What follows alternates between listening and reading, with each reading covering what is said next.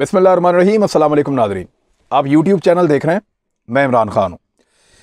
ये बड़ी अच्छी खबर है और पाकिस्तानियों के लिए वाकई बहुत अच्छी खबर है, क्योंकि चीन और पाकिस्तान की दोस्ती को 70 साल मुकम्मल हो गए और इन 70 सालों की दोस्ती में दोनों ने अपने ताल्लुकात को लगातार आगे की तरफ बढ़ाया है।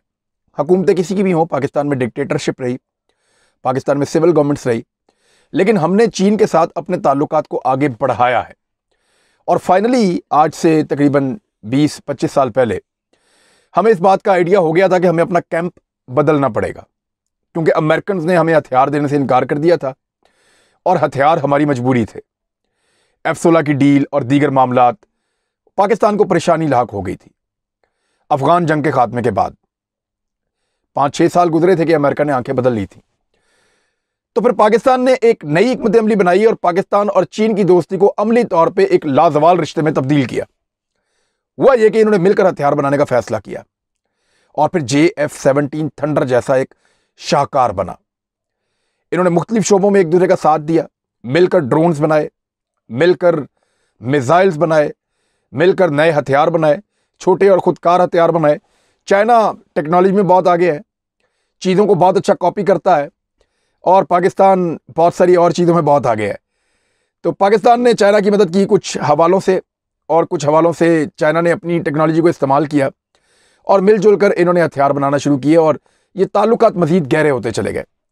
अभी 2 ऐसे मज़ीद हथियार हैं जो 70वीं सालगिरह पाकिस्तान और चीन की अब हो रही है, क्योंकि जो ताल्लुकात शुरू हुए थे ना पाकिस्तान के और चीन के 21 मई 1951 को दोनों मुल्कों ने डिप्लोमेटिक रिलेशंस या जिनको सफारती ताल्लुकात होते हैं वो बाकायदा उनका आगाज किया था।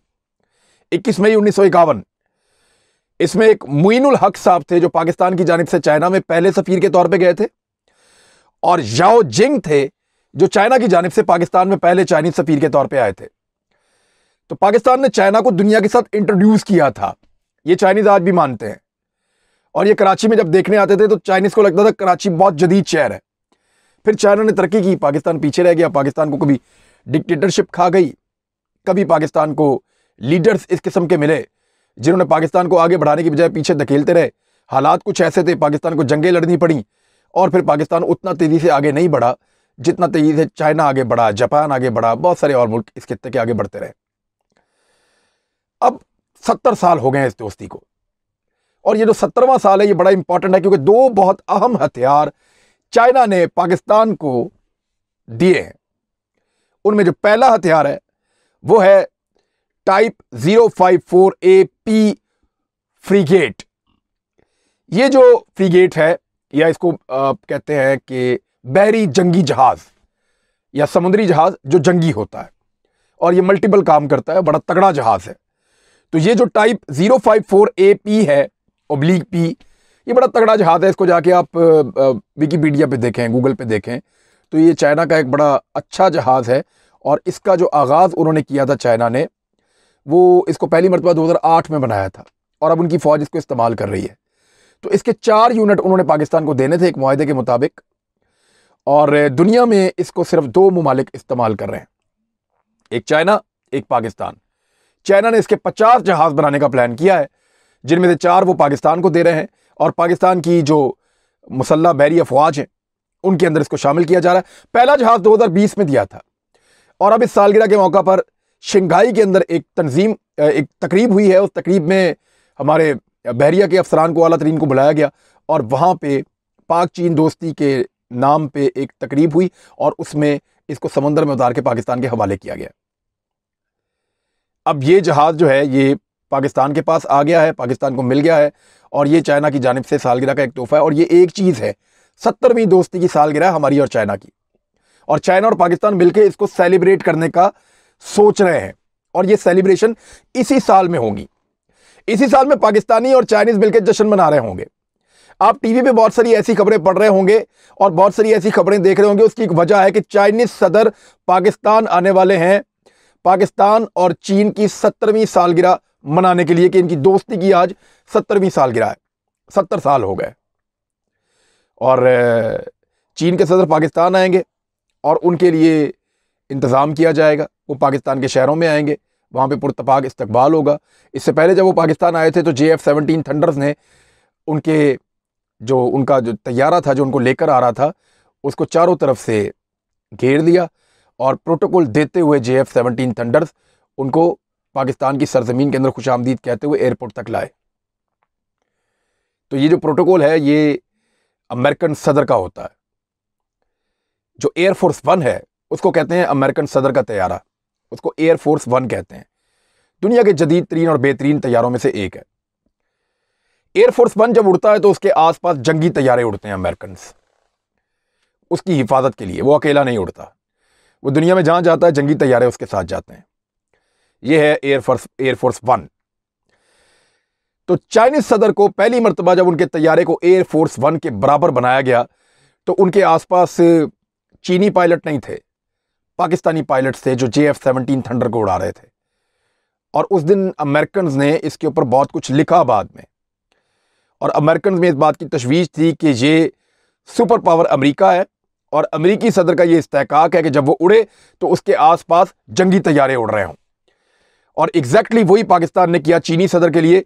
तो क्या ये अपने आप को सुपर पावर अनाउंस कर रहे हैं? और फिर चीन ने साबित किया 2028 आने वाला है, चीन माशी तौर पे दुनिया की सुपर पावर बन जाएगा। और वो लगातार अपने आप को ताकतवर कर रहा है। वो ज़्यादा डिसिप्लिन है, वो ज़्यादा बेहतर है, उनमें उनकी गवर्नमेंट की रेट ज़्यादा बेहतर है, वो अंदर से मुत्तहिद हैं, बिखरे हुए नहीं हैं, रोज़ाना तरक्की कर रहे हैं, आगे बढ़ रहे हैं। अमेरिका ये सब कुछ नहीं कर पा रहा अनफॉर्चुनेटली इस वक्त। तो चीन आगे बढ़ रहा है, अमेरिका आगे बढ़ नहीं रहा, उसकी रफ्तार कम है। इसलिए 2028 तक की डेडलाइन दी है। जो आलमी इदारे हैं उन्होंने कहा कि जी चीन आगे निकल जाएगा 2028 तक। पहले 2033 कहते थे, लेकिन अब 2028 कह रहे हैं क्योंकि कोविड-19 ने अमेरिका को बहुत मारा है और चीन उसमें से निकल गया है।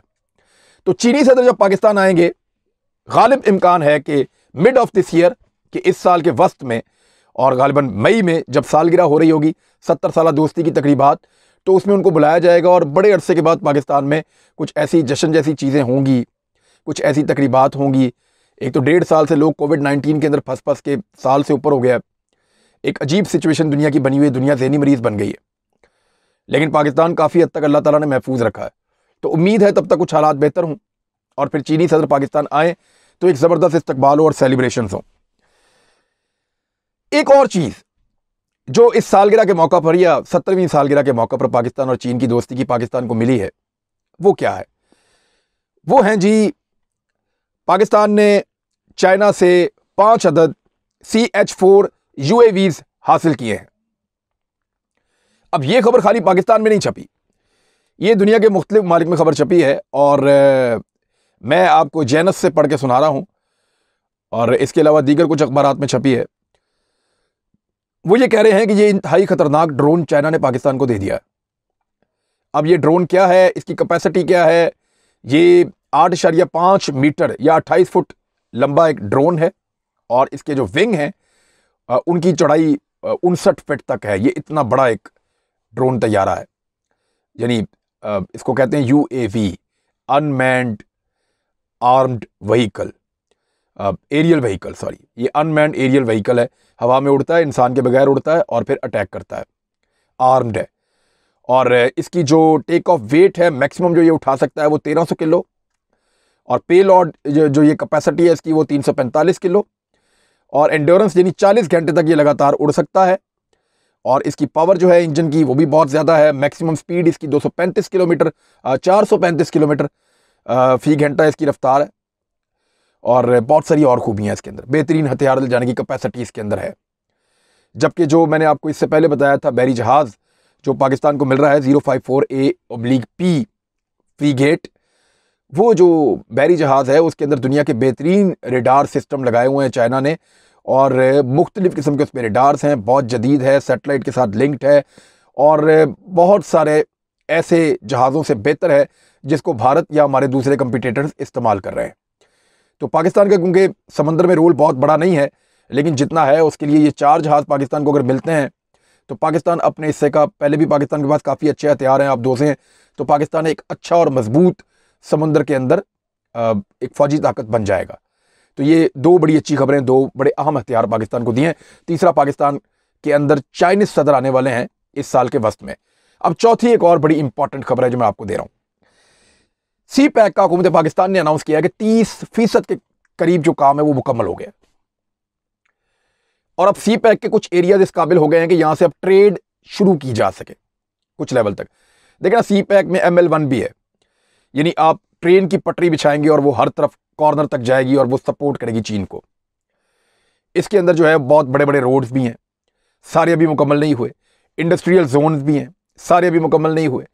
ज़राई मराकज़ भी हैं, वो मुकम्मल नहीं हुए। एनर्जी की ज़रूरियात पूरी करने के लिए बहुत सारी चीज़ें मुकम्मल नहीं हुई। सिक्योरिटी और बेशुमार चीज़ें हैं, 5G टेक्नोलॉजी और बहुत कुछ है।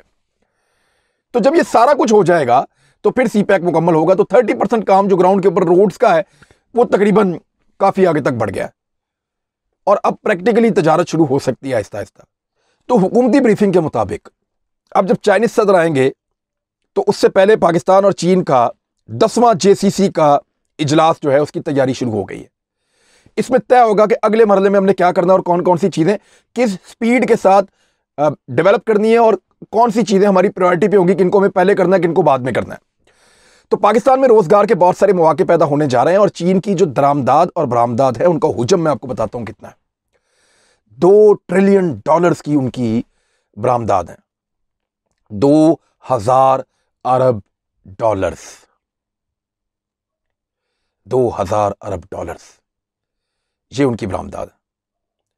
और जो उनकी दरामदाद हैं यानी जो चीजें वो मंगवाते हैं दुनिया से वो भी $2 ट्रिलियन, 2000 अरब डॉलर्स। ये बहुत बड़ी रकम है, दोनों बहुत बड़ी बड़ी रकम है। अगर पाकिस्तान इसमें 1% का हिस्सेदार बनता है, पाकिस्तानी हुकूमत उसके ऊपर प्लान करने की कोशिश कर रही है तो बहुत मुश्किल। लेकिन अगर पाकिस्तान चीन की जरूरतों का 1% उनको देता है, यानी अच्छी ज़राअत के साथ उनको कुछ खुराक दे देता है, कुछ उनकी दीगर जरूरियात रॉ मटेरियल की पूरी कर देता है, कुछ वैल्यू एडिशन चीजें उनको दे देता है, या जो कुछ उनको जरूरी चाहिए या दुनिया से वो जो चीजें मंगाते हैं हमारे रास्ते से ले लें। अगर हम इस उनकी दरामदाद के अंदर जो चीजें वो दुनिया से मंगवाते हैं उसके अंदर अगर पाकिस्तान 1% भी हिस्सा लेता है तो वो बनता है 20 अरब अमेरिकी डॉलर्स। 20 अरब अमेरिकी डॉलर पता कितने होते हैं? पाकिस्तान ने 1 अरब अमेरिकी डॉलर जब सऊदी अरब को देने होते हैं ना तो पाकिस्तान के लिए मुसीबत बन जाती है। ये अब इतनी बड़ी रकम है कि पाकिस्तान ने जब 1 अरब अमेरिकी डॉलर देना होता है सऊदी अरब को वापस तो पाकिस्तान के लिए मुसीबत बन जाती है। तो 20 अरब अमेरिकी डॉलर सिर्फ पाकिस्तान अगर 1% यानी 100 चीजें अगर वो दुनिया से मंगाता है, अगर पाकिस्तान एक चीज उसमें से, या वो 1000 चीजें दुनिया से मंगाता है, पाकिस्तान उसमें 10 का हिस्सा ले, थोड़ा सा हिस्सा, पीनट 1%, अगर पाकिस्तान 1% का भी रोल प्ले कर पाए तो पाकिस्तान 20 अरब डॉलर कमा सकता है। जबकि चाइना जो बरामदाद करेगा, पूरी दुनिया को जो चीजें बेचेगा, पाकिस्तान के रास्ते से बेचेगा, तो पाकिस्तान को उसका फायदा होगा। पाकिस्तान में जो प्रोडक्शन बनेगी उसका फायदा होगा। चाइना बहुत सारी चीजें बनाकर लाएगा, बहुत सारी चीजें ऐसी सूरत में लाएगा कि यहां लाके उनकी मैन्युफैक्चरिंग होगी हमारे कुछ एरियाज में और यहां से फिर वो आगे जाएंगी। ऐसा भी होगा। जो चीज जहां उसको सस्ती मिलेगी और सस्ती बनेगी वो वहां उसकी प्रोडक्शन करेगा। अगर वो रॉ मटेरियल उठा रहा है अफगानिस्तान से और उसको पहले चाइना लेकर जा रहा है, वहां से प्रोडक्शन कर रहा है और फिर गवादर लेकर जा रहा है और वहां से बेच रहा है तो उसको महंगा पड़ेगा। लेकिन अगर वो अफगानिस्तान से रॉ मटेरियल उठाता है और अफगानिस्तान या पाकिस्तान के कबायली इलाकों में फैक्ट्री लगा के काम करता है और वहां पे प्रोडक्शन करके वहां से गवादर भेजता है तो उसको पैसे बहुत कम पड़ेंगे। तो ये वो सारी चीजें हैं जो पाकिस्तान के लिए कमाई का जरिया बनने वाली हैं।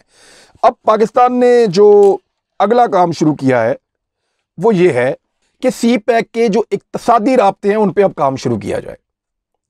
यानी सी पैक तो बन जाएगा, प्रैक्टिकली हो जाएगा, लेकिन इससे अपनी मईशत को या अपनी इक्तसादी फायदे इससे कैसे हासिल करने हैं। आपने इसके साथ अफगानिस्तान को जोड़ना है, ईरान को जोड़ना है, तुर्की को जोड़ना है। फ्यूचर में आप भारत को दावत दे सकते हैं, आप बात कर सकते हैं बांग्लादेश में और बाकी मुल्कों से, नेपाल से बात कर सकते हैं, वो ऊपर से चीन में जाए, वहां से वापस आए, पाकिस्तान में घुसे, सब कुछ हो सकता है।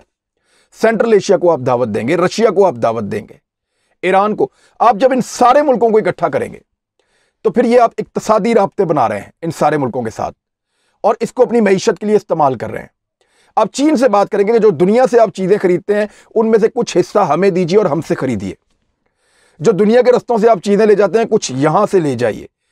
बेनिफिट उसका पाकिस्तान को होगा। अब पाकिस्तान इन चीजों के ऊपर काम करना शुरू करेगा क्योंकि प्रैक्टिकली जमीन के ऊपर काफी काम हुआ है। कुछ परवेज मुशर्रफ साहब के दौर में हुआ, पीपल्स पार्टी के दौर में हुआ, नवाज शरीफ साहब के दौर में काफी काम हुआ और अब इमरान खान साहब के दौर में हो रहा है, और अब इसका समर खाने का वक्त आने वाले 5 साल में, 3 साल में हो सकता है शुरू हो जाए। तो पाकिस्तान का एक अच्छा वक्त आने वाला है इंशाल्लाह। हमें अच्छे की उम्मीद रखनी चाहिए। हमारे यहाँ पे बहुत सारी खबरें हैं मायूसी की। मैं आपको जानबूझकर मायूसी की खबरों से निकाल के कोशिश करता हूँ कि उम्मीद दी जाए, क्योंकि पाकिस्तान को इस वक्त उम्मीद की ज़रूरत है। हमारे नौजवानों की कैपेसिटी बहुत ज़्यादा है। हमने दुनिया की वो जंग जीती है जो दुनिया में आज तक कोई नहीं जीत सका।